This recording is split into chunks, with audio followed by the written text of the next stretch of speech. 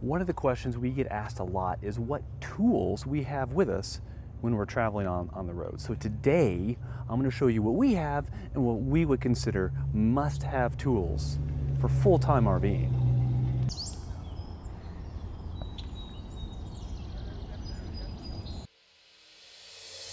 Come to the back of the truck and we'll get started. So we have tools situated in the bed of our truck, and they're situated in such a way where the tools that we're most likely to use will be on the end.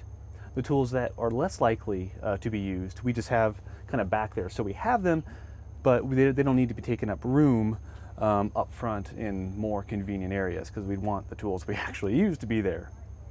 So these are the tools that we have up front, especially this bag. This bag is our go-to bag for the majority of our travel. So we have hammer, we have wrenches, we have screwdrivers, we have pliers, we have some grease in here too, white lithium grease, tape measure, you know, those kinds of tools that you would typically use for any kind of applications inside the RV or outside, like fixing a screw, tightening a screw, hammering something in, whatever.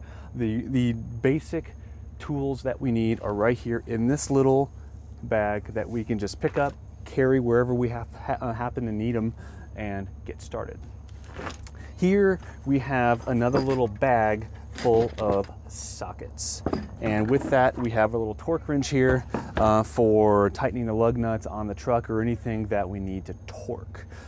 So this doesn't get used all that often, but when we need it, we're definitely glad we have it. This is one of the bags that we don't need very often.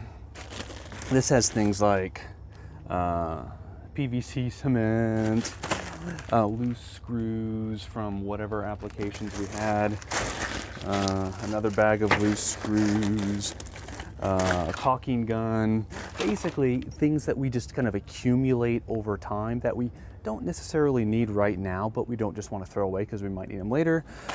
That goes in our little tool junk bag here, which, as you can see, is quite a bit bigger than the bag we use more often. So we put all that stuff nice, organized. Well, it's not organized in the bag, but we put all that stuff in the same bag and just push it back there. So it's kind of out of the way, but we still have it when we need it. Here we have a couple of power tools. My Makita Driver.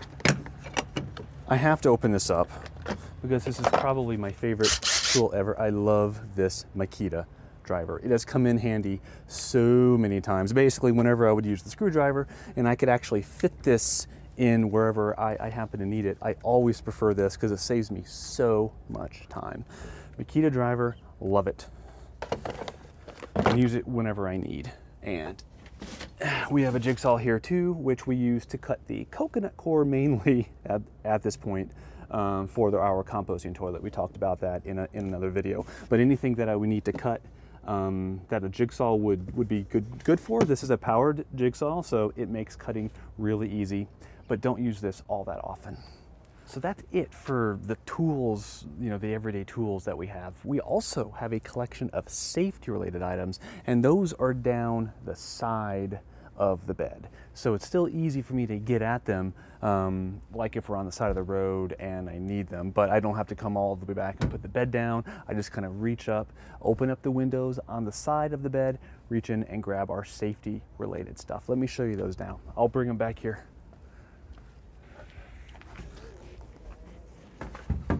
First, a rope. I don't care what you're doing. Ropes are always useful. They may not be useful every day or every week or even every month, but when you need a rope, you'll be thrilled to have one. So we have a rope. We also have a scissor jack in case we pop a tire or for whatever reason we need to lift something up. We have a nice compact scissor jack that's rated up to a couple tons. And this will do just fine with the majority of our applications. If we need something more than this, then we've gotten ourselves into some serious trouble and we'll probably be calling a tow truck or something. But scissor jacks or any kind of jack is always nice to have. And this is an air pump, little 12-volt air compressor that we just plug in to the truck, one of the cigarette lighters, and plug into one of our tires if we need to pump up one of our tires because we have a flat or we're leaking or whatever.